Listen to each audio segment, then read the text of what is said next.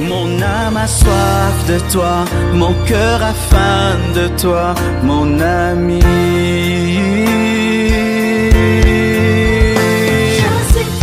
Je suis triste, je meurs. Gloire à Jésus.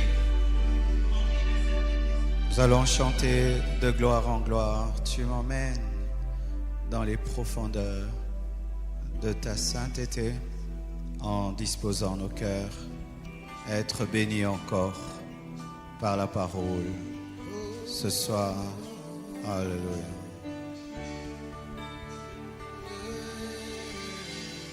De gloire en gloire,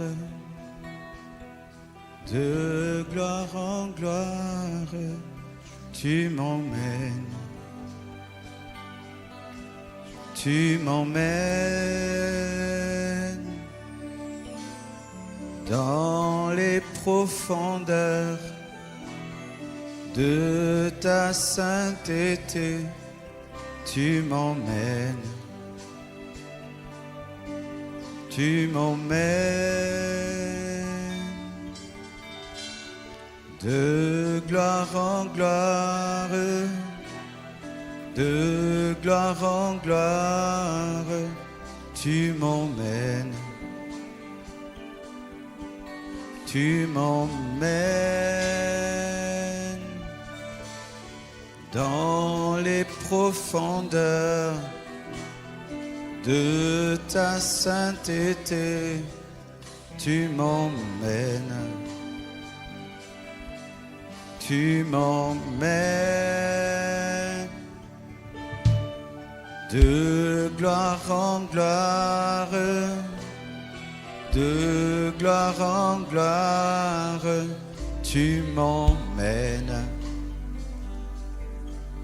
Tu m'emmènes dans les profondeurs de ta sainteté. Tu m'emmènes. Tu m'emmènes de gloire en gloire, de gloire en gloire. Tu m'emmènes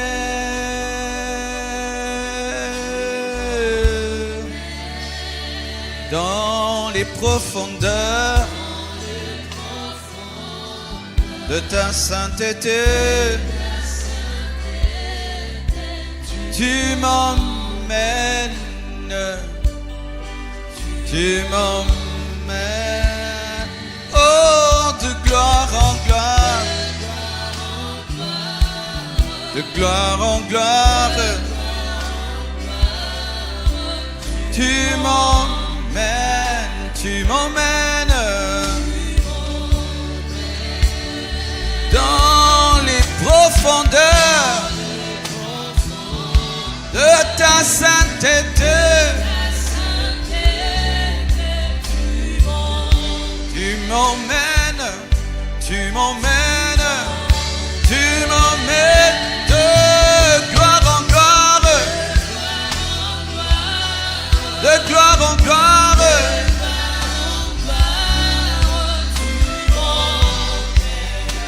Tu m'emmènes profondeur de ta sainteté. Tu m'emmènes, tu m'emmènes plus haut, plus haut, plus haut, plus haut, plus haut.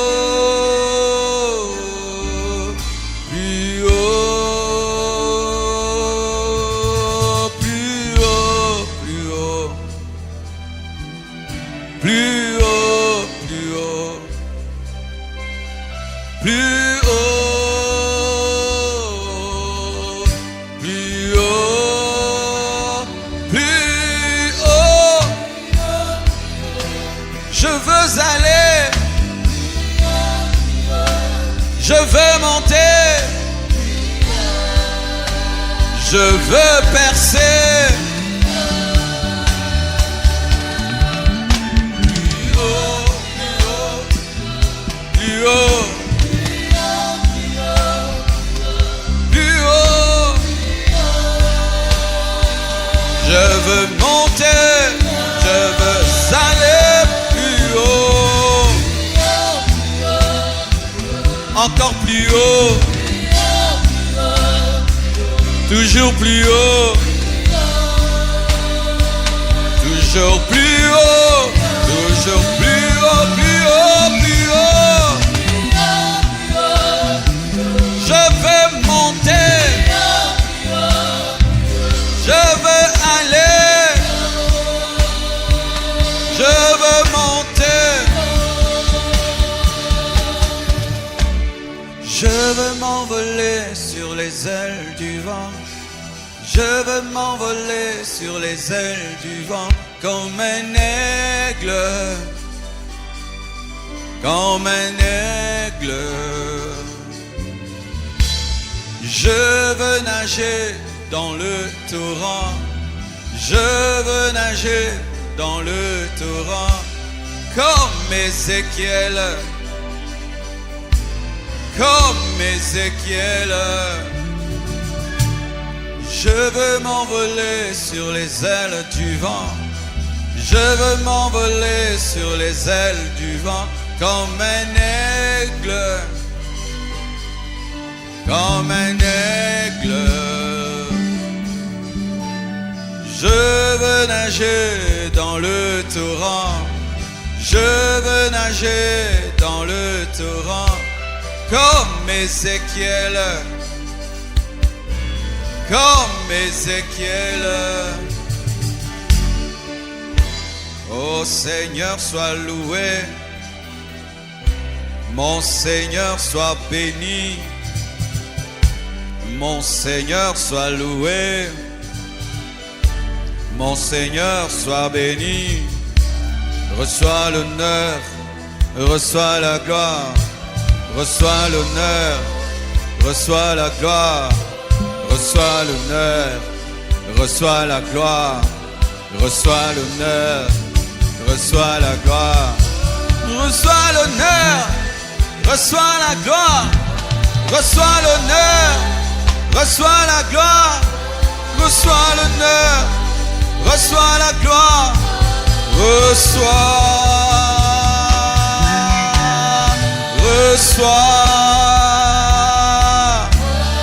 Reçois, reçois, reçois, reçois, reçois, reçois.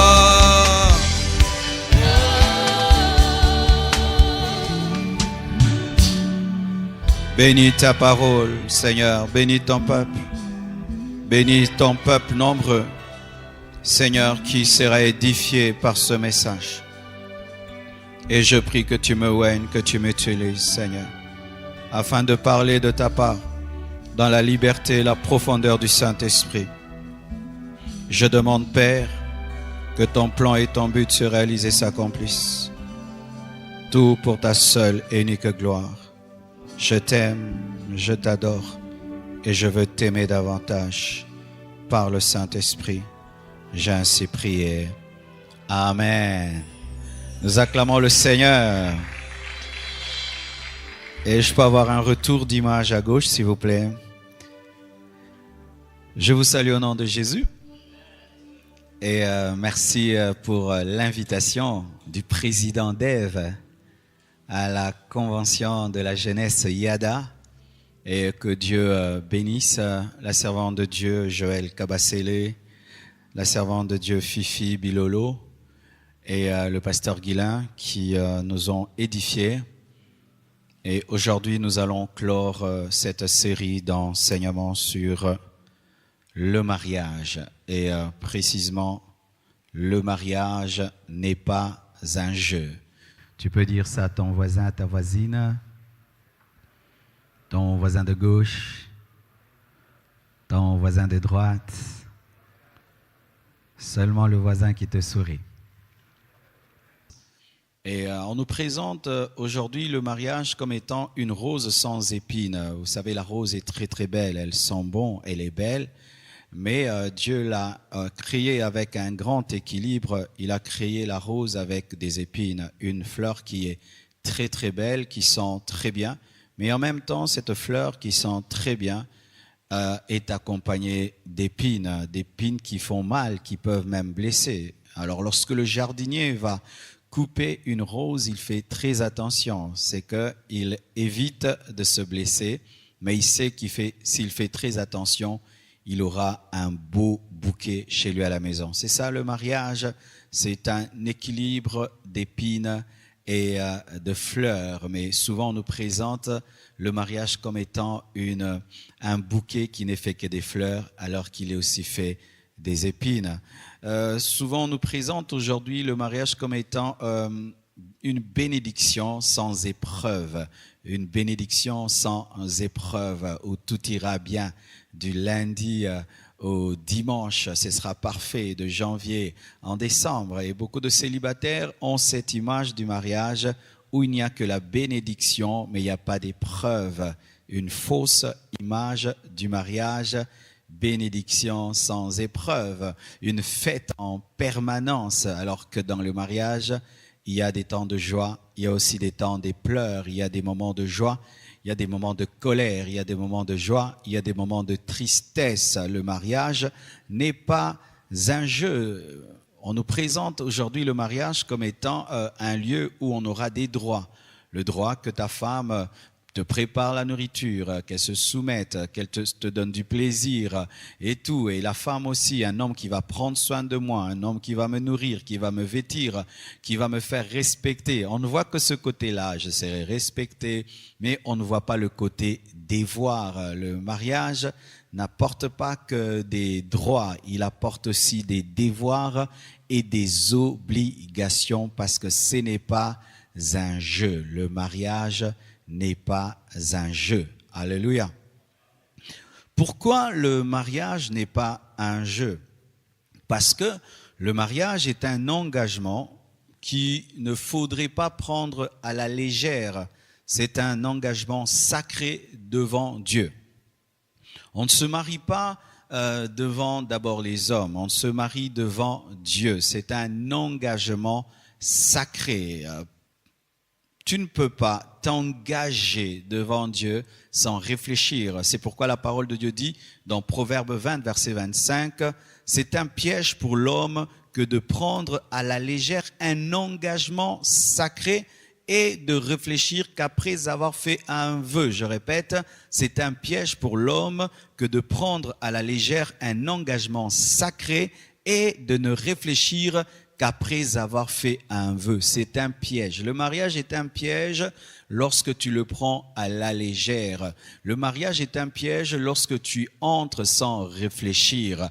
Le mariage, c'est un piège lorsque tu viens t'amuser à l'église avec une femme, avec un homme. Vous vous dites oui, oui, oui, oui. Vous vous promettez des choses.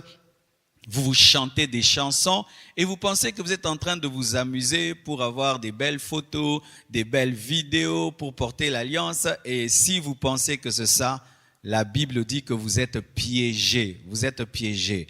Un homme qui n'a pas réfléchi avant de se marier, un homme qui n'a pas pesé son engagement avant de se marier est piégé. Je répète, un homme, une femme qui n'a pas pesé son engagement avant de se marier est piégé. Piégé comme une antilope, piégé comme un oiseau, piégé comme une chèvre. C'est ça, je vous assure, mes frères et sœurs, si vous n'avez pas bien réfléchi et vous n'avez pas pesé les pour et les contre avant de vous marier, vous êtes piégés comme des gibiers. Et alors, qu'est-ce qui arrive souvent? Ceux qui ne réfléchissent pas avant le mariage, réfléchissent dans le mariage. Ceux qui ne prennent pas le temps de considérer le poids de leur engagement avant le mariage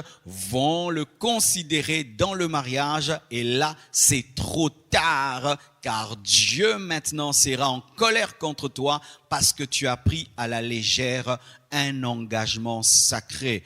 Tu ne te maries pas qu'à un homme, tu ne te maries pas qu'à une femme, tu ne promets pas seulement à un homme, à une femme des choses, tu le promets à Dieu. C'est un vœu devant Dieu. Lorsque tu promets à une femme la fidélité, de la chérir, de la protéger, jusqu'à ce que la mort vous sépare, le premier témoin de tes paroles n'est pas ton père, n'est pas ta mère, n'est pas le pasteur, n'est même pas ton conjoint ni ta conjointe, c'est Dieu, c'est Dieu, c'est Dieu. Et vous allez remarquer aujourd'hui, lorsqu'un couple veut divorcer, la première attaque que l'ennemi fait contre ce couple, c'est d'enlever Dieu du couple. Pourquoi? Comme ça, le témoin principal du mariage est ôté et ainsi on peut faire un parjure. C'est quoi un parjure? C'est lorsque tu te dédies, c'est lorsque tu t'engages et puis tu te désengages.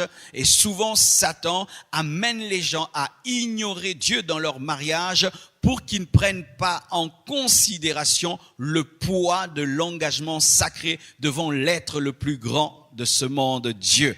On se marie devant Dieu, le Dieu qui a créé les cieux et la terre, le Dieu redoutable, le Dieu puissant, le feu dévorant. C'est devant lui qu'on se marie. Mais aujourd'hui, les gens sont en train d'enlever le caractère sacré, disant c'est moi, j'avais décidé de l'épouser, je me désengage, je la quitte, je te quitte. Non! Tu la quittes, je te quitte, mais tu quittes aussi Dieu lorsque tu quittes le conjoint de ta vie. Alléluia. Quand tu quittes ta femme, quand tu quittes ton mari sans base biblique, tu n'as pas seulement quitté ta femme, tu n'as pas seulement quitté ton mari, tu as quitté Dieu en quittant un homme, tu quittes Dieu. Vous imaginez, c'est pourquoi le mariage n'est pas un jeu, car la présence d'un homme dans une femme dans ta vie est capable d'enlever Dieu de ta vie. Tu imagines ça? Le départ d'une femme peut faire être le départ de Dieu. Le départ d'un homme peut être le départ de Dieu. C'est pourquoi certains qui sont divorcés sans raison biblique, vous êtes en train d'attendre l'enfer. Ah oui, l'enfer. Beaucoup de divorcés iront en enfer parce qu'en quittant leur conjoint et leur conjointe, ils ont quitté Dieu. Le mariage n'est pas un jeu. Le mariage n'est pas un jeu parce que c'est un engagement sacré. Et encore, pourquoi le mariage n'est pas un jeu? Parce que c'est la première institution divine. La première institution divine n'est pas l'Église. L'Église n'a pas été établie dans Genèse. La première institution divine, ce n'est pas le ministère apostolique ou prophétique. La première institution divine, c'est le mariage. Dans Genèse 1, verset 27 à 28, la Bible dit, Dieu créa l'homme à son image. Il le créa à l'image de Dieu et créa l'homme et la femme. Dieu les bénit et Dieu leur dit, soyez féconds, multipliez. Quand Dieu les a bénis, il a béni leur mariage et il les a déclarés féconds. Dans Genèse 1, la première institution divine sur la terre, c'est le mariage. Et vous savez que les premières choses sont très très importantes. Dieu pouvait établir déjà plein de choses dès Genèse 1, mais la première chose qu'il établit, c'est le mariage. Le mariage n'est pas un jeu parce que c'est une institution et pas n'importe quelle institution, c'est la première des institutions divines. Et la première attaque du diable sur la terre, ce n'était pas contre le ministère, ce n'était pas contre un gouvernement, ce n'était pas contre la richesse et l'abondance. La première attaque du diable sur la terre, c'était contre le mariage. Et donc, entrer dans le mariage sans comprendre le mariage, tu entres dans un combat sans savoir que tu entres dans un combat, car se marier, c'est entrer en guerre.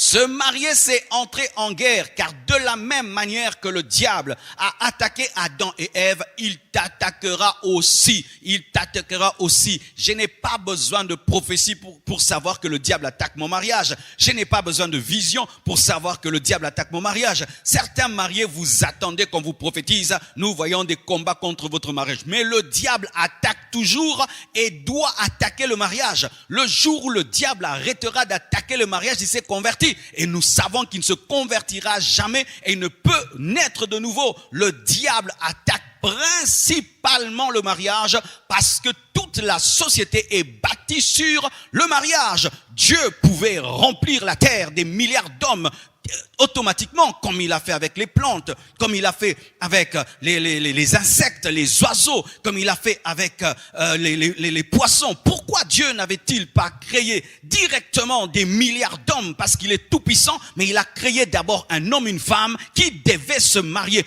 Pourquoi? Parce que c'est le socle de son plan, c'est la stratégie de son plan. Lorsque Dieu veut envoyer un prophète sur la terre, il entre dans un mariage. Lorsque Dieu veut envoyer un roi sur la terre, il entre dans un couple. Lorsque Dieu veut envoyer un instrument sur la terre, il entre dans un mariage. C'est pourquoi lorsque Jésus-Christ devait venir sur la terre, il devait entrer dans le couple de Joseph et de Marie. C'est pourquoi Satan combattra toujours les mariages, parce que c'est la stratégie de Dieu pour envoyer des hommes sur terre. Alléluia. Alors, frères, sœurs, sachez qu'il ne faut pas blaguer à se marier. Il ne faut pas blaguer. Il ne faut pas. Tu entres dans le mariage en blaguant, tu vas pleurer et tu vas souffrir. Je te le dis, tu souffriras et tu pleureras. Et là, ton père ne pourra rien faire. Ton pasteur ne pourra rien. Personne ne pourra faire quoi que ce soit. Tu auras une gifle de la vie. Tu seras giflé par la vie. Et vous savez, la vie est sans pitié. Alléluia. La vie, si elle te gifle, tu auras des cicatrices même de 40 ans. Alléluia. Une autre chose, pourquoi le mariage n'est pas un jeu? Le mariage n'est pas un jeu parce que le mariage réclame une préparation et la prière profonde et la réflexion est pour finir l'observation. Toujours dans Proverbe 20, verset 25, la Bible dit c'est un piège pour l'homme que de prendre à la légère un engagement sacré et de ne réfléchir qu'après avoir fait un vœu. Le mariage réclame la préparation. Vous savez, pour devenir pilote de l'air, il faut faire des heures et des heures d'entraînement. Et au départ, on te donne même pas un avion. On te donne un appareil qui ne vole pas et tu fais tout sans voler. On appelle ça comment encore? Un simulateur de vol. Et tu fais beaucoup d'heures rien qu'avec un simulateur.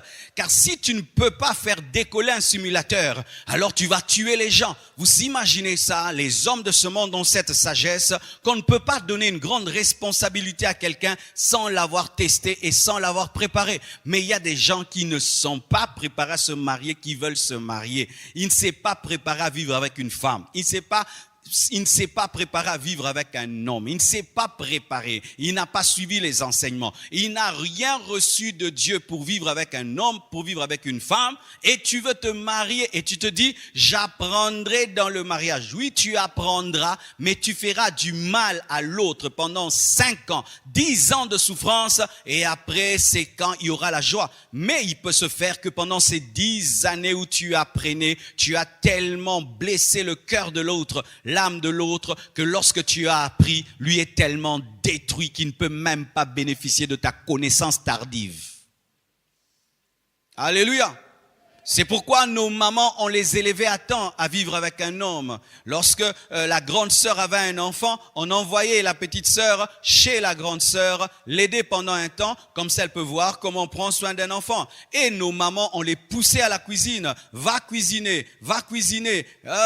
On n'acceptait pas qu'il y ait une fille qui ne prépare pas. Il y avait des tours dans la maison. pour cuisiner. Et même les garçons, très tôt, les papas les amenaient à être responsables. Déjà, tu as 18 ans, on te dit que tu es un homme. On envoyait des gens devenir des chasseurs à 16 ans. On avait des hommes qui devenaient des rois à 20 ans. Déjà, il sait assumer les responsabilités. Mais aujourd'hui, nous avons une génération des bébés. Des gens qui ont 30 ans mais réfléchissent comme des bébés. Des filles qui ont 30 ans qui réfléchissent comme des bébés. Elle ne sait rien faire. Elle ne sait rien faire. Elle sait que porter des habits, se faire belle, se mirer. En dehors de ça, elle ne sait pas comment on parle à un homme, on parle à une femme. Il sait rien mais il veut se marier. Tu veux faire quoi? Ce n'est pas parce que tu as la barbe que tu connais. Ce n'est pas parce que tu as une poitrine que tu connais. Attends grandir et tu feras.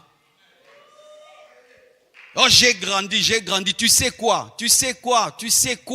Est-ce que tu t'es préparé à te marier? Et on se prépare aussi financièrement. Tu dois quitter ton père et ta mère pour penser te marier. Mais toi, tu habites chez tes parents, tu penses te marier. Tu vas amener la fille où? Chez toi, à la maison, dans ton ghetto, dans ta petite chambre là qui sent mauvais?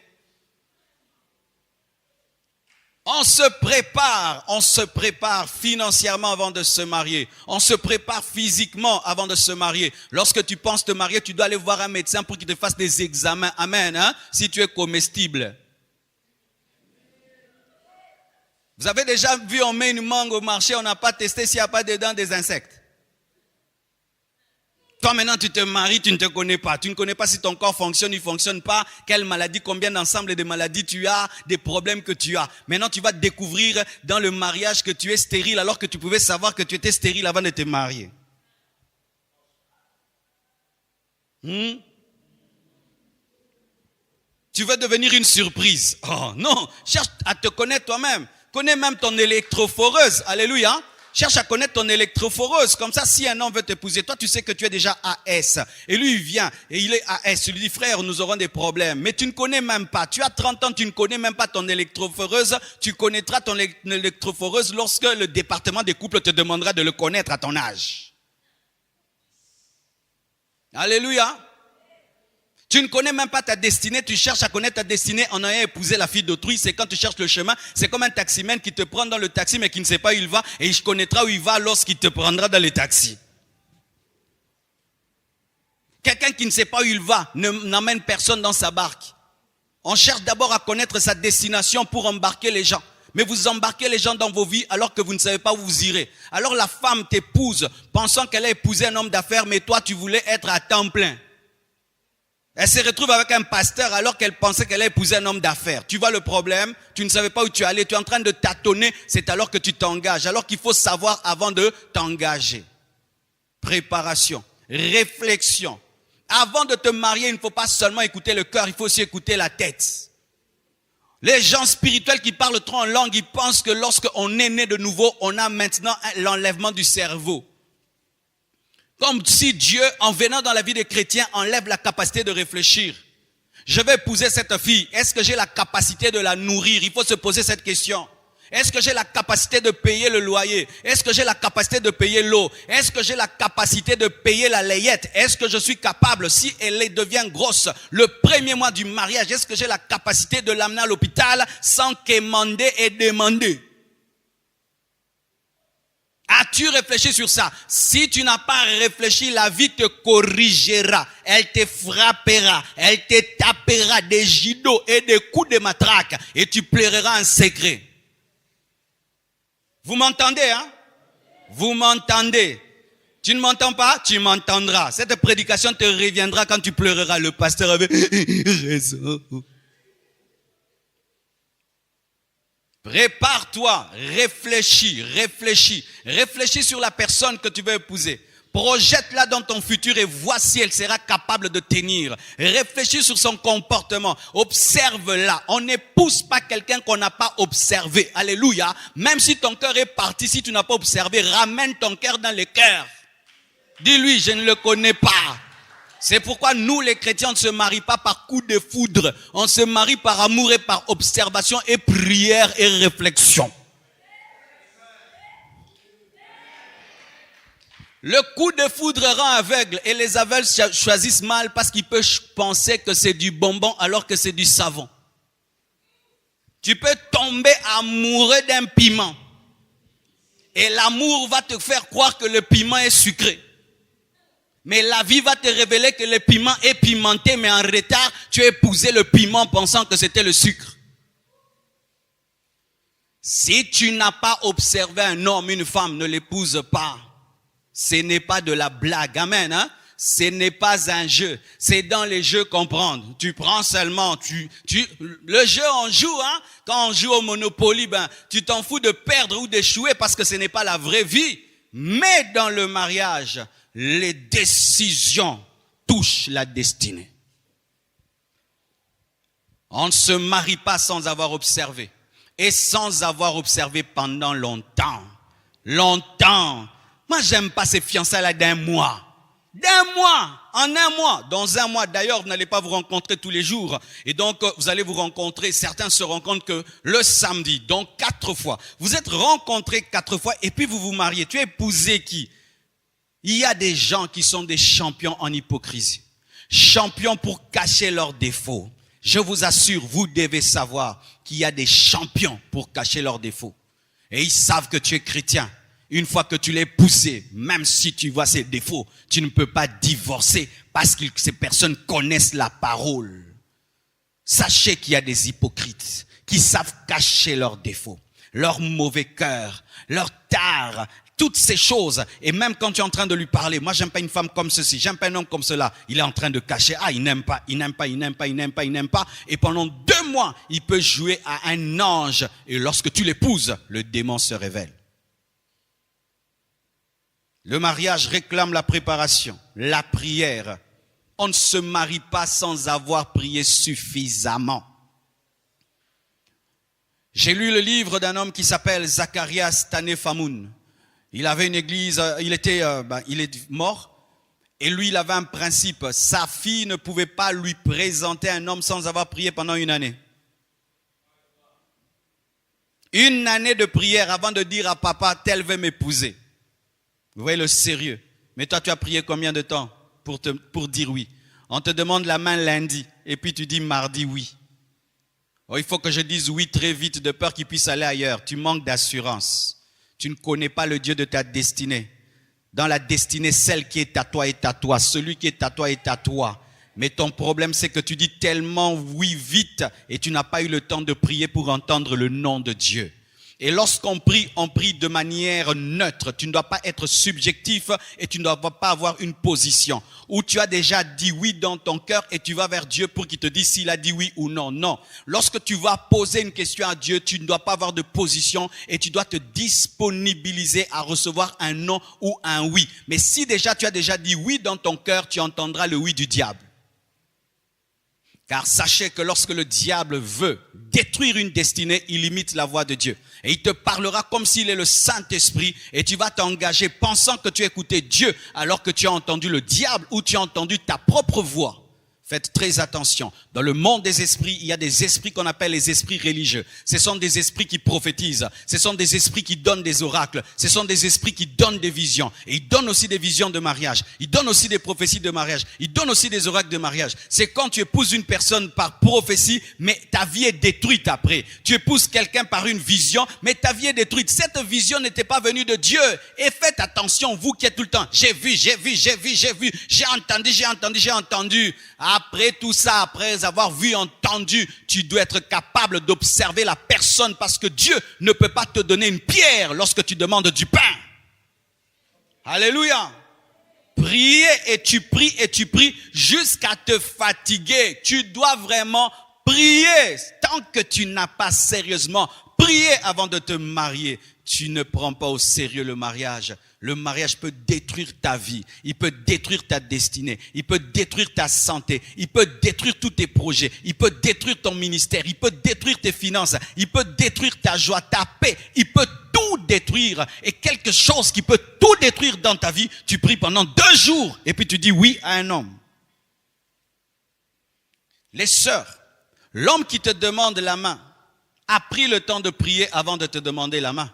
Mais les hommes, lorsqu'ils ont prié pendant longtemps avant de demander la main, lorsqu'ils vont vers les femmes, ils leur donnent que 2 jours ou 1 semaine. Lui, il a eu des mois et des mois pour prier, pour t'observer. Mais lorsqu'il vient vers toi, je te donne 1 semaine. Ça, c'est un égoïste spirituel. Alléluia.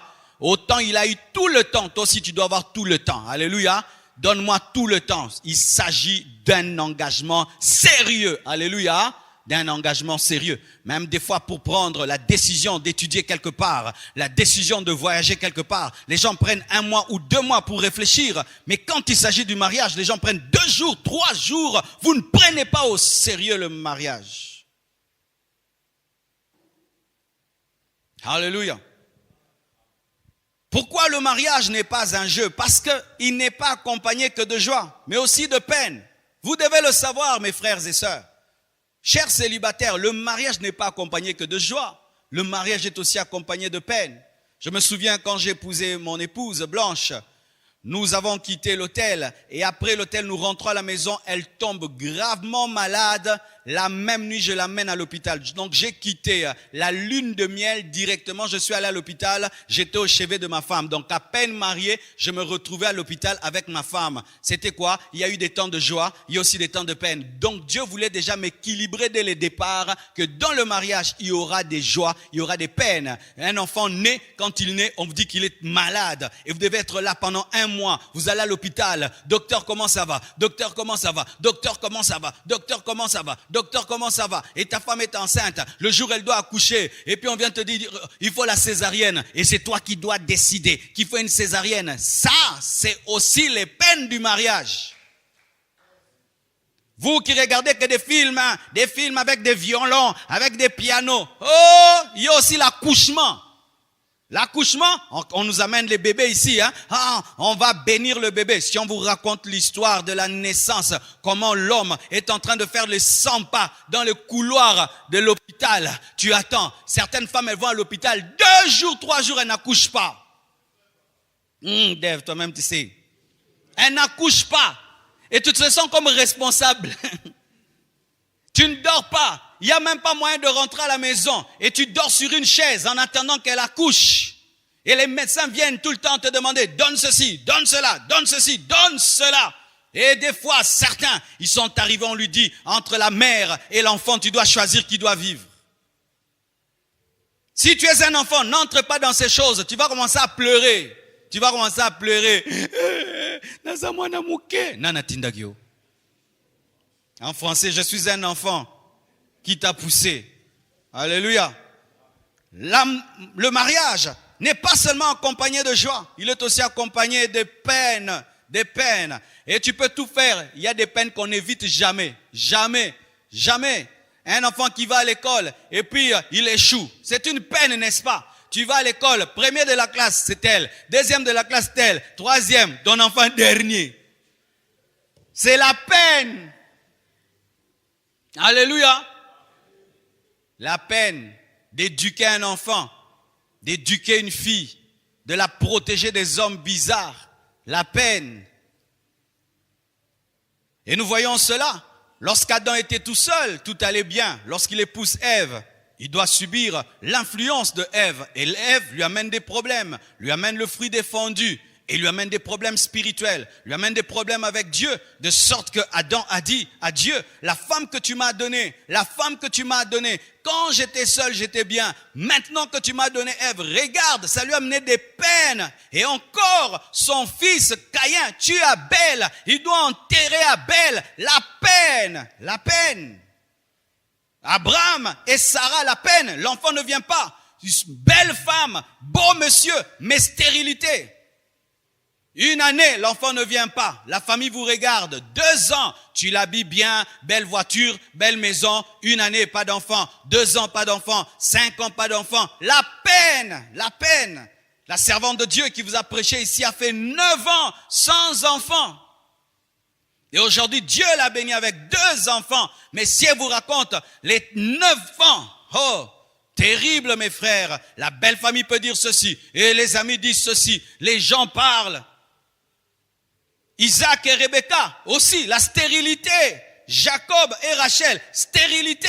Il fallait prier pour que les enfants puissent venir. Et là encore, Jacob et Léa. Léa aime Jacob, mais Jacob ne l'aime pas. Ou tu aimes beaucoup ta femme, elle ne t'aime pas beaucoup. Tu aimes beaucoup ton mari, lui ne t'aime pas beaucoup. Toi tu l'aimes à 100 à l'heure, lui t'aime à 20 à l'heure. Il y a cela aussi parce que dans chaque mariage, il y a toujours un qui aime l'autre plus. Et celui qui aime beaucoup, c'est celui qui souffre plus dans le mariage. Ce sont des réalités qui arrivent. La réalité de la vie, c'est cela. Le mariage n'est pas accompagné que de joie, il est aussi accompagné de peine. Même Jésus-Christ, il souffre avec l'Église. Oui, Jésus-Christ souffre avec l'Église. Avant de nous épouser, il était à la gloire de Dieu le Père, il était là dans la paix. Maintenant, il nous a épousés, il est devenu intercesseur.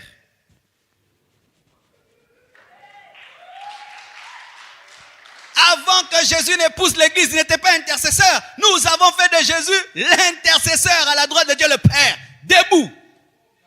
Depuis qu'il nous a épousés, debout, en train de prier. Oh Dieu qui t'abandonne pas. Oh Dieu qui t'abandonne pas. Oh regarde l'apostasie. Regarde le Seigneur. Oh mon Dieu. Père, aide-le. Père, soutiens-le. Jésus est devenu intercesseur. Il aura la paix le jour de l'enlèvement. En attendant, regardez tout ce que les chrétiens font. Ce que les serviteurs de Dieu font. Ça fait mal au cœur du mari. Lui, un mari fidèle, avec une épouse infidèle. Si toi tu épouses l'Église, tu peux mourir. Mais regardez le mariage de Jésus. La joie et la peine. Quand il y a de nouveaux convertis, Jésus est heureux. Mais quand nous commettons des dégâts, des scandales, son cœur est en train de pleurer. Le mariage est accompagné de joie. Il est aussi accompagné de peine. Regarde, tu n'as pas d'enfants, tu pries que Dieu te donne des enfants. Et puis les enfants naissent. Maintenant, qu'est-ce qu'il faut? Il faut qu'ils mangent. Il faut qu'ils étudient. Il faut qu'ils finissent des études. Après, il faut qu'ils travaillent. Après, il faut qu'ils se marient. Après, il faut qu'ils aient des enfants. Donc, s'ils n'ont pas tout ça, tu as la peine. Et c'est ainsi que tu vois un papa, il est triste. Pourquoi? Sa fille n'a pas d'enfant. Ou sa fille ne travaille pas. Son grand garçon ne travaille pas. Il avait la joie quand il était tout seul. Mais comme il a engendré quelqu'un, cette personne doit réussir pour que lui aussi soit dans la joie. Alors si vous n'êtes pas prêt à tout ça, ne vous mariez pas. Alléluia. Ne vous mariez pas. Si vous voulez chercher seulement des bagues, vous cherchez seulement des robes et qu'on dise que tu t'es marié. Et quand toutes ces choses vont arriver, ou maintenant la destinée de tes enfants est liée à ta destinée, ou leur joie est liée à ta joie. S'ils sont tristes, tu deviens triste. Ne te marie pas. Regardez ces parents qui ont des enfants malades. Regardez ces parents qui ont des enfants qui refusent d'étudier. Regardez ces parents qui ont des enfants dévergondés. Tu vois la lutte du père, de la mère. J'allais souvent dans une famille très très riche et la plupart des enfants étaient bizarres. Quand j'arrivais, tu remarquais que dans cette maison, ils n'ont que faire de leur voiture, que faire de leur maison. C'est l'enfance. Pasteur, prie pour mon enfant, prie pour mon enfant, prie pour mon enfant. Ils ont réussi financièrement, mais les enfants ne réussissent pas. La peine. Tu n'es pas prêt à une telle vie. Oh mon frère, il faut que tu puisses laisser tomber. Je suis allé une fois prêcher quelque part et un grand prédicateur était parmi les orateurs. C'est parmi les prédicateurs africains les plus invités au monde. Il prêche dans toutes les grandes églises américaines. Et c'était vraiment un modèle pour moi. Je pensais que tout allait bien dans sa vie. Il a prêché partout. Et le jour qu'il a prêché, il nous a parlé de l'onction qui vient de la souffrance. Et il a dit, vous me voyez là, j'ai un enfant. Cet enfant est fou. Cet enfant ne me reconnaît pas. Il ne reconnaît pas sa mère. J'ai un don. Je prie pour les cœurs et les gens sont guéris. Mais mon enfant, je n'arrive pas à le guérir. Je peux prier, tout le monde est guéri, sauf mon enfant. Et pendant que je suis en train de vous prêcher ici, je le surveille au moyen de mon téléphone. Nous l'avons enfermé dans une chambre et nous suivons tout au téléphone. Et j'aimerais des fois que Dieu prenne ma santé, qu'il donne à mon enfant et qu'il prenne sa maladie, qui me la donne, mais Dieu ne m'exauce pas. Ce grand prédicateur, mais dans sa vie, il y a une peine, un enfant qui est malade. Alléluia. Vous voulez fuir? C'est la vérité. Amen, hein? Parce qu'on prêche trop mal le mariage dans les églises. On présente que les roses. Une femme, une jolie femme. Quand tu te maries, les bénédictions. Non. On ne parle pas des épreuves. Alors que dans la Bible, on met un équilibre entre les bénédictions et les épreuves qui sont liées au mariage. Pourquoi encore le mariage n'est pas un jeu? Parce qu'il est dangereux. Dis à ton voisin, le mariage est dangereux.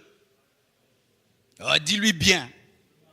Le mariage est dangereux et difficile. Le mariage n'est pas facile, qu'on ne vous mente pas. Le mariage est dangereux et il est difficile on ignore avec qui on se marie ou quand on fait un mauvais choix. Quand on fait un mauvais choix, le mariage est dangereux. Quand on fait un mauvais choix, le mariage est très difficile. Imagine, tu épouses un homme qui ne pardonne jamais. Tu t'imagines ça? Vous savez qu'il y a des gens qui ne pardonnent jamais? Vous savez qu'ils existent? Il y a des gens qui ne pardonnent jamais. Ils viennent à l'église, ils parlent en d'autres langues. Mais lui, il peut te rappeler un tort que tu as fait il y a 20 ans. Avec précision, heure et date. Ah oui, ils sont là. Il y a d'autres qui ne partagent jamais. Ils ne partagent jamais. Il y a d'autres, ils insultent facilement. D'autres, ils prient là. Mais il est rempli d'impudicité. Donc c'est un frère. Même s'il se marie, il doit seulement tomber. Il y en a qui sont là. Maintenant, tu épouses un tel frère. Tu épouses un tel frère, incapable de se discipliner, incapable de se contrôler. Quelle sera ta vie, ma sœur? Il est beau, oui. Il est intelligent, oui. Il prêche bien, oui. Mais il ne sait pas se discipliner. Quelle sera ta vie? Ou tu sais qu'il te ment. Il dit qu'il est au travail, mais n'est pas au travail, tu sais. Ou il te ramène des enfants en dehors du mariage, tu sais. Ou même quand tu l'attrapes, il continue toujours, tu sais. Ou tu sais que ton mari est alcoolique, tu sais, tu épouses un homme qui est alcoolique. Quelle sera ta vie? Un homme irresponsable, il n'aime pas travailler, il n'aime pas travailler, il n'aime pas chercher, il ne fait que se plaindre. Oh le gouvernement, oh les sauts de moutons, oh les 5 chantiers, oh les 10 chantiers. Lui il sait que parler des politiques, mais il ne cherche pas l'argent. Vous mourrez de faim, lui ne fait que lire les journaux. Il y a des hommes pareils. Et si tu penses qu'il n'y en a pas, tu te trompes. Il y a des femmes très impolies. Il y a des femmes insoumises. Tu parles, elles parlent. Tu gifles, elles te giflent. Oh, mes frères, vous ne savez pas? Tu la chasses, elle ne part pas. Elle te dit, c'est à toi de partir, moi je reste ici. Oh, tu ne sais pas ça? Tu appelles ta famille, elle insulte toute ta famille. Et puis elle tape ta maman. Vous en connaissez pas? Oh, elle est jolie, elle est belle. Oui, elle est jolie, elle est belle. Est-ce que tu as testé son éducation? Elle te manque déjà du respect dans le fiançailles. Elle va te manquer du respect dans le mariage. Elle te manque du respect déjà devant tes parents. Elle va manquer même du respect à tes parents. Le mariage est dangereux quand tu épouses une mauvaise personne. Le mariage est dangereux lorsque tu ne sais pas avec qui tu te maries. Le mariage est dangereux quand tu ne sais pas qui t'accompagne dans cette grande lutte. Le mariage est dangereux lorsque tu prends à la légère les critères de la personne qui doit t'accompagner, ou tu as des critères superficiels. Il doit parler bien français. Toi, tu épouses le français, mais on peut t'insulter en français, on peut te tromper en français, on peut te faire pleurer en français, même en anglais. Oh non, pourquoi tu épouses cette fille-là? Quand il porte la robe, waouh, ça lui va. Toi, tu épouses la taille. Hey, elle va te tailler. Elle va te tailler avec la taille. Et tu sais, quand une femme est belle, si elle te fait du mal, tu ne verras plus sa beauté. Dans le mariage, ce qui est bizarre, c'est que quel que soit le niveau de la beauté de ta femme, tu te rends compte qu'en soi, ce que tu recherches, c'est son caractère. Ah oui, vous les frères là, quand vous voyez des belles silhouettes là, vous tremblez, vous voulez vous évanouir. Calmez-vous. Du calme.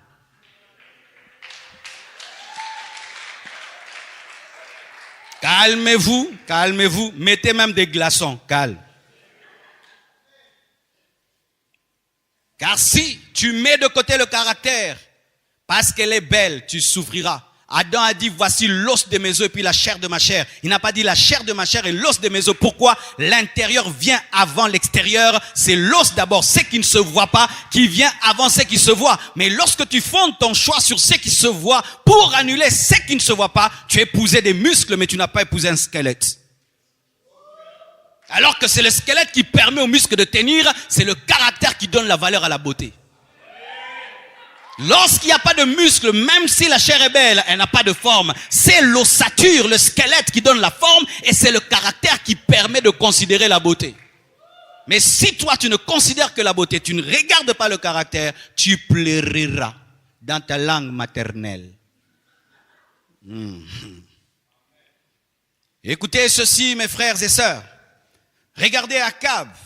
Pourquoi Akab est mort? Parce qu'il avait fait un mauvais choix. Il a épousé qui? Jézabel. Jézabel a amené la mort d'Akab. Jézabel a amené la chute d'Akab. Regardez encore Salomon. Pourquoi Salomon a dévié? À cause des femmes qu'il avait épousées. C'est le mariage qui a détruit la vie de Salomon. C'est le mariage qui a détruit la vie d'Akab. Donc un mariage peut détruire ta vie. Un mariage peut détruire ton ministère. Un mariage peut détruire ton commerce. Il peut détruire tes études. Il peut détruire tes rêves et tes visions. Tu peux épouser une femme qui ne fait que te décourager. Tu épouses un homme qui ne fait que te décourager.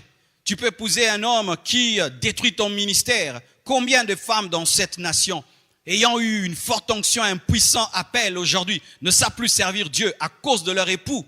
Ce n'est pas Satan qui a détruit leur vie, c'est un homme. C'est un homme. Alors vous devez savoir que l'homme à qui vous disiez oui, la femme à laquelle vous disiez oui, a la capacité d'être la porte de Dieu ou la porte de Satan dans vos vies. Vous devez le savoir. Ne pas le savoir, c'est être ignorant et prendre le mariage à la légère.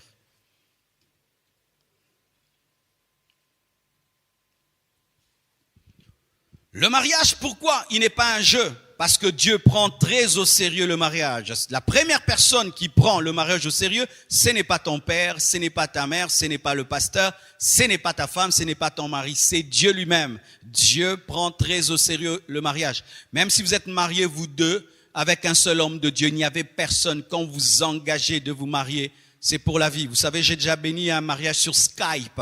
J'ai un fils que j'ai connu à Paris. Et puis, on a vraiment tissé des grandes relations et Dieu l'a envoyé dans les îles de la Réunion. Et là-bas, il ne connaissait pas de pasteur et il a rencontré une réunionnaise là-bas et ils se sont mariés.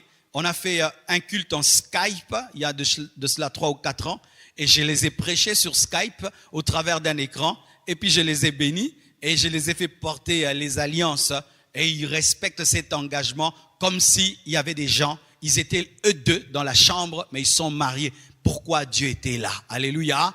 Dieu prend très au sérieux le mariage. Écoutez 2 versets importants sur le mariage. Hébreux 13, verset 4. La Bible dit que le mariage soit honoré de tous.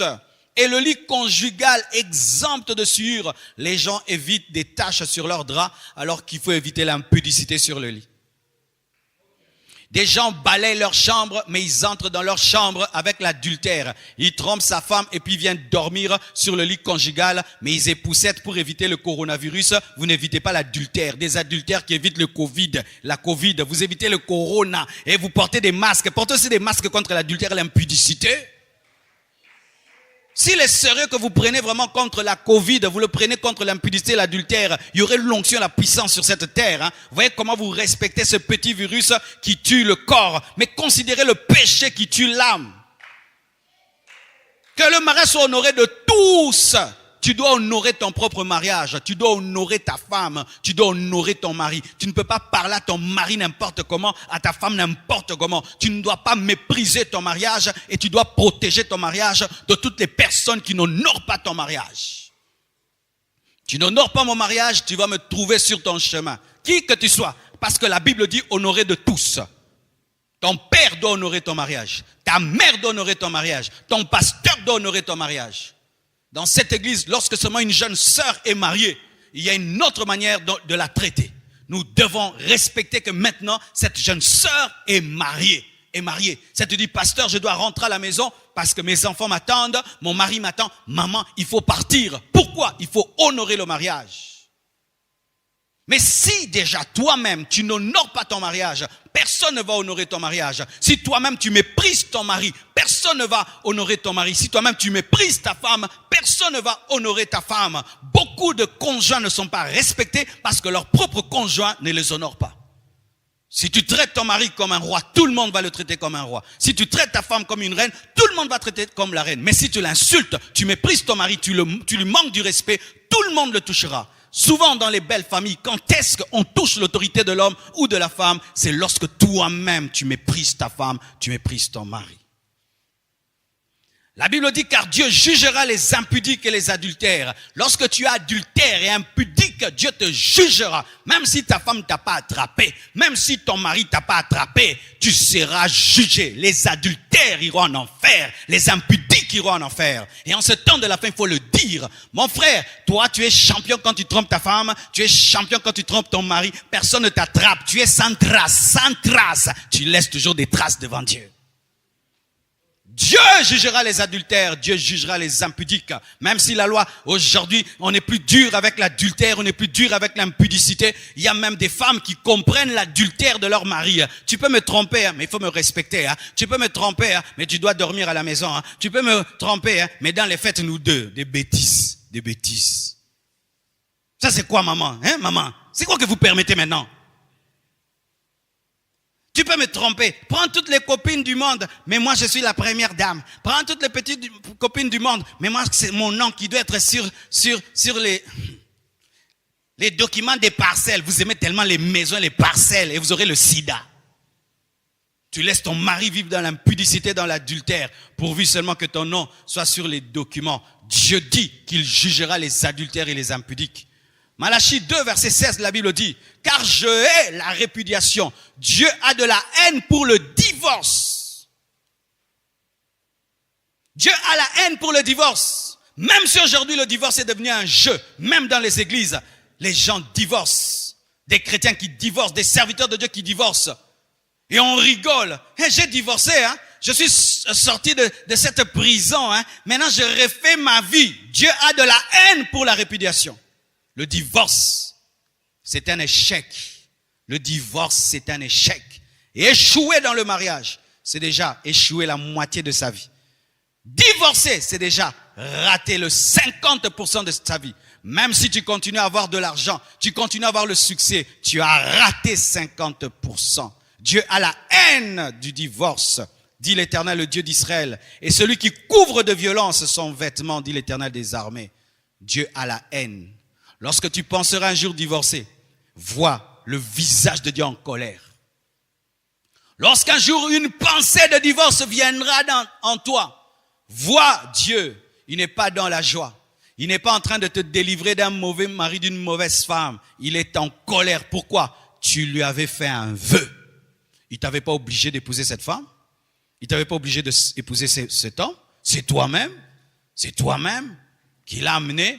Et puis demain, Seigneur, je n'en veux plus. Dieu ne t'a pas obligé. Personne ne t'a amené ici, devant, lié, ligoté, enchaîné. Et qu'est-ce qui arrive? Vous vous engagez librement tout seul. Et lorsque vous voulez divorcer, les serviteurs de Dieu s'opposent à vous. Nous devenons vos ennemis. C'est toi qui nous as présenté cette femme. Et maintenant, nous nous opposons à ton divorce. Tu es en colère contre nous. Aujourd'hui, des divorcés qui culpabilisent les gens qui les ramènent sur le chemin, voulant même qu'on change la parole de Dieu. Tu ne peux divorcer que pour raison d'adultère. Et si tu es incapable de pardonner, mais tu peux pardonner. Et les femmes d'ailleurs pardonnent l'adultère et nous devons acclamer pour elles. Tu ne peux divorcer que si ta vie est en danger. L'autre veut te tuer.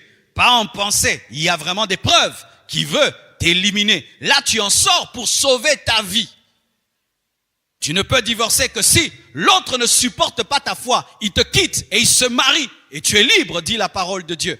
Mais dire que non, je ne le sens plus, depuis que je l'ai épousé, ma vie ne va plus bien, depuis que je l'ai épousé, tout est bloqué, son caractère, son comportement, ma famille ne l'aime pas, tout. Non, tu restes avec ta femme, tu restes avec ton mari. Pourquoi le mariage n'est pas un jeu? Parce qu'il engendre des droits, mais aussi des devoirs et des responsabilités. 1 Timothée 5, verset 8 nous donne l'un des versets les plus sérieux de la Bible. Si quelqu'un n'a pas soin des siens, et principalement de ceux de sa famille, il a renié la foi et il est pire qu'un infidèle. Je répète, si quelqu'un ne prend pas soin de ses enfants, de sa femme, de son mari, il a renié la foi et il est pire qu'un païen. Lorsque tu te maries, il y a des responsabilités. Tu dois prendre soin de tes enfants. Tu dois prendre soin de ta femme. Tu dois la vêtir, tu dois la nourrir. Tu dois payer le loyer. Tu dois les envoyer à l'école. Tu dois prendre soin d'eux. Tu dois te soucier d'eux. Tu dois te sacrifier. Toi qui es égoïste, tu ne prends soin de personne. Toute ta vie, c'est toi. Et c'est toi. T'habiller toi, te nourrir toi. Quand tu te maries, avant de manger, ta femme doit manger. Avant de t'habiller, tes enfants doivent s'habiller. Avant de porter des belles choses, tes enfants doivent les porter. C'est quand vous voyez un homme, il quitte la maison, il ne laisse rien, mais il va manger dans un restaurant à côté du travail. Il est habillé très cher, sa femme est en néant. Habillé très cher, belle voiture, ses enfants vont à pied. Pire qu'un infidèle, un païen, un irresponsable. Tu as des voitures, tes enfants vont à pied. Tu as des voitures, ta femme marche à pied. Tu es bien habillé, bien parfumé, des beaux téléphones. Mais regarde le téléphone de ta femme. Regarde les habits de tes enfants. Tu manges dans des hôtels très chers et tu laisses le pondou et le riz à la maison. Un irresponsable. Et de telles personnes commencent à être pareilles avant le mariage. Avant le mariage. On discerne l'égoïsme d'un homme avant le mariage. Dans des toutes petites choses. Toutes petites choses. On vous sert à manger, il n'y en a pas beaucoup. Lui, il mange plus que toi. Et go. C'est un égoïste. Un vrai homme te dira, mange. Moi, je bois seulement de l'eau. J'aime bien ces garçons qui vont dans un restaurant. Il sent que la fiancée a faim, mais il n'a pas beaucoup de moyens. Il lui dit de manger. Lui, pendant qu'elle mange, lui boit seulement du sucré en se nourrissant de l'odeur. Alléluia. Ça, c'est un homme. Ça, c'est un homme. C'est un homme. Vous entrez dans un bus, il n'y a pas assez de place, il accepte d'être debout, que toi tu sois assise. Ça, ce serait un homme. Alléluia. Vous vous promenez, un pauvre demande, il s'arrête, il lui donne un 500 francs. Cet homme a de la compassion. Il a le souci des autres. S'il peut avoir le souci de quelqu'un qui n'a pas enfanté, il aurait le souci de ses propres enfants. Alléluia. Des petits détails que souvent vous ne regardez pas. Mais ce sont ces détails qui grandissent dans le mariage. Lorsque tu prends soin de tout le monde et tu ne prends pas soin de ta femme, tu ne prends pas soin de ton mari, tu ne prends pas soin de tes enfants, tu es pire qu'un infidèle. Tu as renié la foi. Le mariage engendre des devoirs. Des devoirs. Un marié, tu ne peux pas dormir toute la journée parce que tu dois nourrir ta femme, tu dois nourrir tes enfants, tu dois sortir. Un marié n'est jamais orgueilleux. Un homme marié, mais il est orgueilleux, il ne peut pas chercher le travail, de petits travail. Un père de famille ne dit jamais un petit travail. Tout ce qui peut nourrir ses enfants est un travail. Est un travail. Alors lorsque tu veux te marier, et tu dis bien cela, si tu es lié à tes parents qui te payent l'eau et l'électricité, tu n'es pas encore prêt. Quelqu'un qui est prêt à se marier, il va assumer ses propres responsabilités. Payer lui-même l'eau, l'électricité, s'habiller lui-même. Car beaucoup de fils de papa n'arrivent pas à se marier parce qu'ils ont peur d'assumer des responsabilités. Ils veulent le plaisir qu'amène le mariage, mais ils n'aiment pas payer la maison. Ils veulent le plaisir qu'amène le mariage, mais ils ne veulent pas vêtir la femme. Ils veulent le plaisir qu'amène le mariage, mais ils ne veulent pas se soumettre à un homme et à demander la permission à un homme, mais ils veulent le plaisir qu'amène le mariage. Il n'y a pas de rose sans épines. Il n'y a pas de mariage sans responsabilité. Et il n'y a pas de droit sans devoir. Et d'ailleurs, ce sont les devoirs qui donnent des droits. Ce sont les devoirs qui donnent les droits. Un homme qui est fidèle à ses devoirs aura des droits. Une femme qui obéit à ses devoirs aura des droits. Mais lorsque vous voulez seulement avoir des droits sans avoir des devoirs, vous n'aurez pas de droits car ce sont les devoirs qui donnent les droits. La personne qui travaille la plus, c'est elle qui a beaucoup de droits. Ainsi, si vous refusez le travail, vous n'aurez pas le salaire comme celui qui refuse les devoirs n'aura pas les droits. Tu veux être respecté par ta femme, assume tes responsabilités. Tu veux être respecté par ton mari, assume tes responsabilités. Mais quand vous êtes des irresponsables, vous allez dans le mariage que pour prendre, pour avoir, qu'on prenne soin de toi, qu'on te nourrisse, qu'on t'habille, que ta femme prenne soin de toi, qu'elle qu'elle te prépare. Mais tu n'as pas la notion de la responsabilité. Tu souffriras. Alléluia. Pourquoi le mariage n'est pas un jeu? Le mariage n'est pas un jeu parce qu'il est réservé aux grands. Alléluia. C'est un film enfant non admis. Le mariage n'est pas pour les enfants.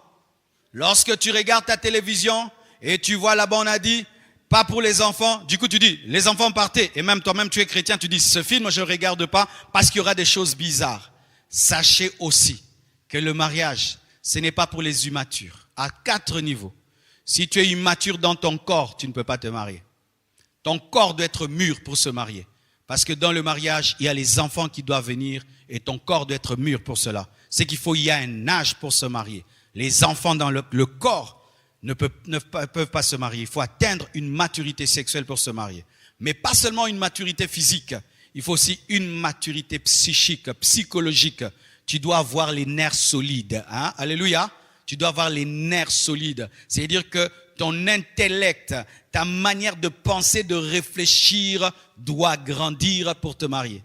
Tu dois aussi avoir la maturité spirituelle parce que il faut la sagesse de Dieu pour gérer une femme, gérer un homme, gérer des enfants, gérer un foyer. Si tu n'as pas la maturité spirituelle, tu détruiras de tes propres mains ton mariage comme un insensé. Et il faut avoir la maturité sociale, financière, c'est-à-dire que tu dois être indépendant de tes parents, indépendant de tes amis, indépendant de tes relations sur le plan financier et matériel pour te marier. Tant que tu es dépendant financièrement, dépendant matériellement de qui que ce soit, tu ne peux pas te marier parce que ce sera le mariage de ton père, le mariage de tes amis. Ce ne sera pas ton mariage. Chaque fois que tu auras des problèmes financiers, tu vas courir vers ton père, courir vers tes amis et ce sont eux qui vont porter ta responsabilité.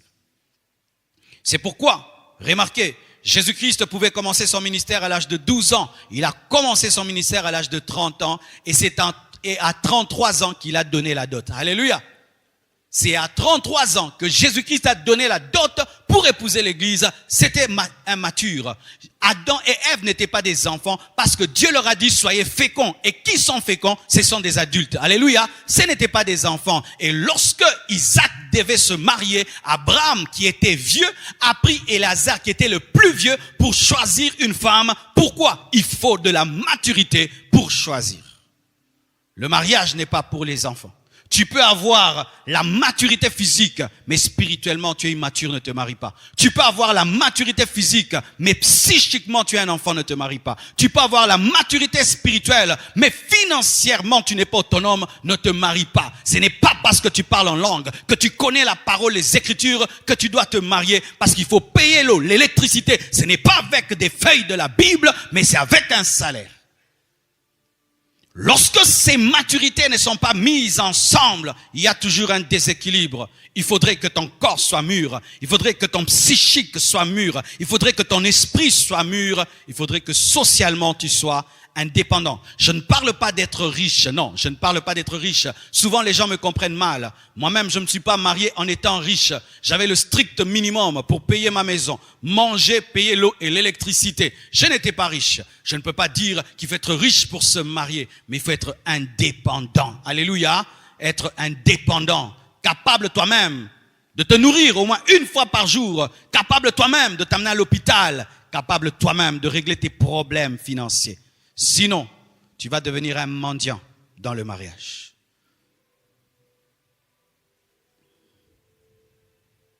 Alors, après avoir dit tout ça, vous êtes déjà déséquilibré. Du coup, vous commencez à voir le mauvais côté du mariage. Écoutez ceci, mes frères et sœurs. Si j'ai beaucoup tapé sur les épines, c'est parce qu'on présente beaucoup la rose. Mais la vérité, la voici, c'est que dans le mariage, il y a beaucoup de joie, mais il y a aussi beaucoup d'épreuves. Il y a beaucoup de paix, mais aussi beaucoup de combats. Il y a beaucoup de bénédictions, mais aussi beaucoup de luttes. Il y a beaucoup de droits, mais aussi beaucoup de devoirs. En soi, le mariage, il faut être équilibré. Quand tu épouses une femme, un homme, tu te dis, cette femme va me donner la joie, elle va me donner la paix, mais des fois, elle va m'énerver. Des fois, elle va me mettre en colère. Quand tu te prépares déjà, tu as déjà téléchargé. L'antivirus va fonctionner. Alléluia. J'aurai des enfants, mais peut-être il y aura des luttes et des combats. Tu es déjà prêt. Quand tu te maries, tu es prêt à tout.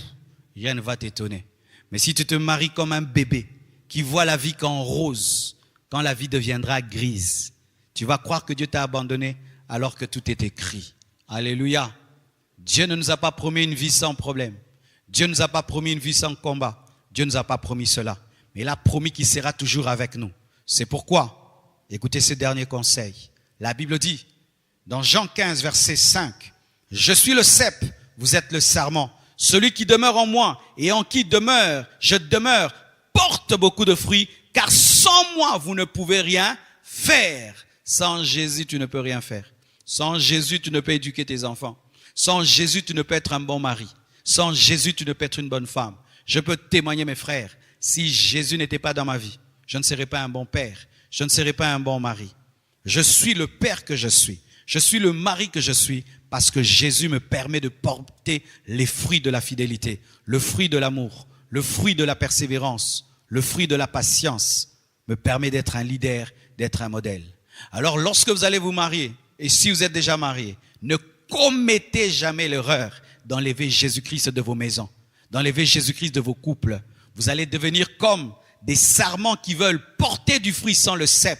Ainsi tu vas faire l'effort. Je veux aimer ma femme, tu n'arrives pas. Je veux aimer mon mari, tu n'arrives pas. Je veux aimer mes enfants, tu n'arrives pas. Je veux être fidèle, tu n'arrives pas. Je veux être soumise, tu n'arrives pas. Je veux être une bonne mère, tu n'arrives pas. Pourquoi? Parce que tu es déconnecté du cep et tu ne peux porter du fruit. La bonne volonté ne suffit pas pour être un bon mari. La bonne volonté ne suffit pas pour être une bonne femme. Ces hommes que vous voyez là, en train d'être des mauvais pères et des mauvais maris, ont voulu être des bons pères, mais ils n'ont pas la force. Ces femmes que vous voyez là, qui font pleurer leur mari, ont voulu être des bonnes femmes, mais n'ont pas la capacité. Jésus doit être au centre de vos couples. Dommage. Nous remarquons des gens quand ils se marient. Tu vois, tout son zèle est fini. C'est comme si pour eux, le terminus c'est quoi? Le mariage. Avant le mariage, zélé. Une fois seulement qu'ils se marient, on ne prie plus. On ne jeûne plus. On ne va plus à l'église. On est là, mon mari, mes enfants, mon mari. Dieu te prendra Isaac sans te le demander. Quand tu te sépares de Dieu parce que tu as trouvé une femme, Dieu fera que cette femme te maltraite. Quand tu abandonnes Jésus parce que tu as trouvé un mari, Dieu fera que cet homme te maltraite afin que tu te souviennes que lui seul est la source du parfait bonheur. Sans le cep, il n'y a pas de fruit sur le sarment. Sans Jésus, vous ne pouvez rien. Le mariage est très sérieux. Que Dieu vous comble de ses grâces. Merci beaucoup. Prions le Seigneur. Prions. Car tu es Dieu. Seigneur, tu fais des miracles. Nul n'est comparable à toi.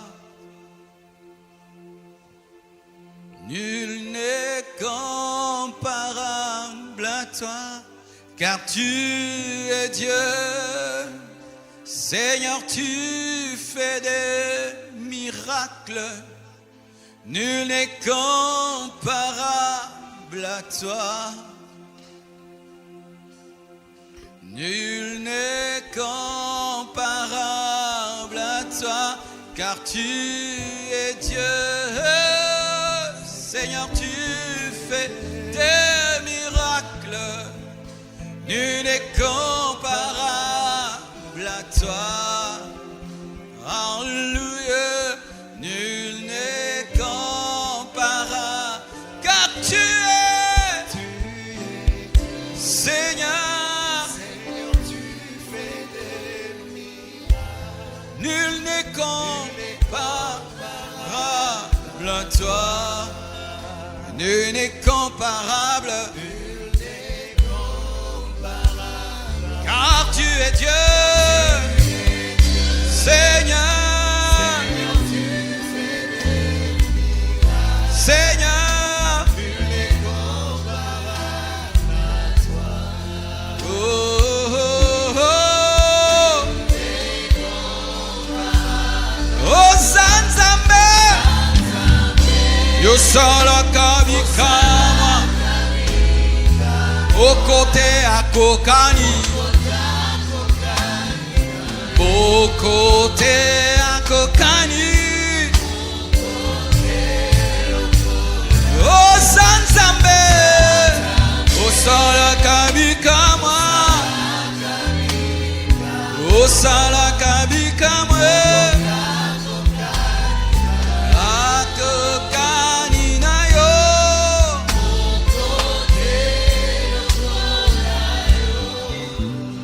Père, je prie que ton peuple comprenne que le mariage n'est pas un jeu. Je prie, Seigneur, que tu ouvres les yeux de chacun de nous pour que nous puissions comprendre la portée de cette parole, la portée de ce message. Tu es le cep, nous sommes les sarments, et sans toi nous ne pouvons porter des fruits. Nous venons à nouveau nous connecter à toi, Jésus, pour être des bons maris et des bonnes épouses. Seigneur Dieu, bénis tous les célibataires qui vont suivre ce message et tous les mariés, afin que nous comprenions tous que le mariage n'est pas un jeu.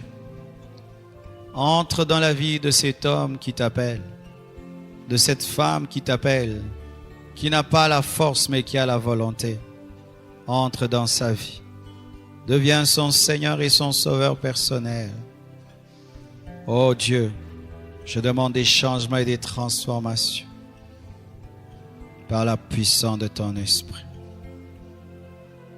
Père, que le diable ne vole pas ce message, qu'il aille et qu'il bouleverse les vies. Au nom de Jésus-Christ, j'ai ainsi prié. Amen. Que Dieu vous bénisse abondamment.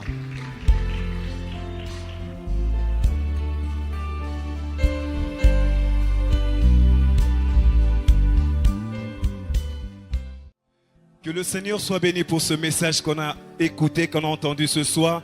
Nous espérons que par la grâce de Dieu, vous avez aussi été bénis partout dans le monde en écoutant ce message. Jésus-Christ, s'adressant à ses disciples, a pu dire, vous êtes heureux, vous qui entendez ces choses, pourvu que vous puissiez le mettre en pratique. Nous vous disons merci pour vous qui avez suivi dès le premier jour jusqu'à la fin aujourd'hui cette convention.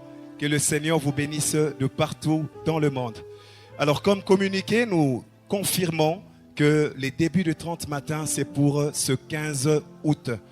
Le samedi 15 août, nous aurons à débuter le 30 matins de prière qui ira du 15 août au 13 septembre. Prière de pouvoir noter ça dans vos carnets. Le Seigneur ne manquera de pouvoir nous bénir pendant ces moments. Mais aussi, chaque 21h, nous avons intercession mondiale. Déjà aujourd'hui aussi, à partir de 21h juste, prenez ce rendez-vous pour que nous puissions prier par rapport à cela. Vous voulez contribuer, soutenir ce ministère, soutenir l'œuvre de Dieu. Il y a ceux qui sont le panneau qui sont en train de passer sous vos écrans, qui donnent nos coordonnées liées au compte bancaire, liées même M-Pesa, Orange Money ainsi que RTL Money. Nous sommes ravis d'avoir passé ce moment ensemble avec vous. Nous allons prier le Seigneur pour clôturer ces cultes. Seigneur, merci pour ce message. Merci pour cette convention. Nous sommes certifiés, ô Dieu Tout-Puissant, que ce message que tu nous as donné dès les premiers jours était un message, Seigneur, fort et puissant pour pouvoir emmener un couple, Seigneur, dans l'équilibre qu'il faut. Yahweh Dieu, donne-nous la force par le Saint-Esprit que nous puissions pratiquer ce message.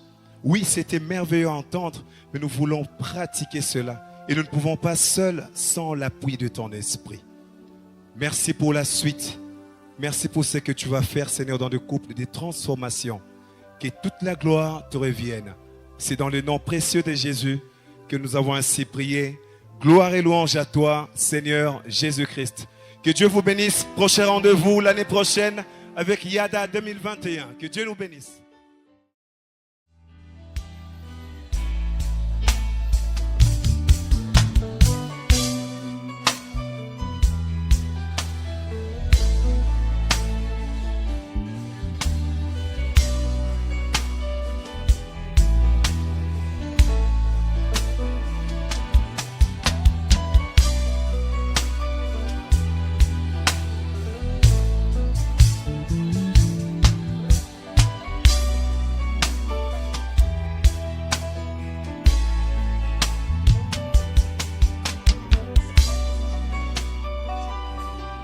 Je pousserai des cris de joie pour lui.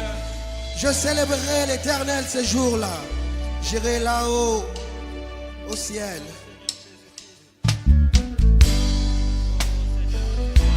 Oh, oh, oh,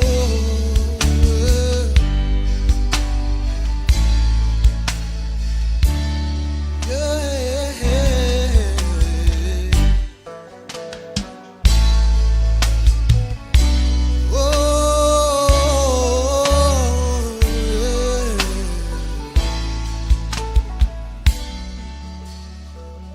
Parfois je descends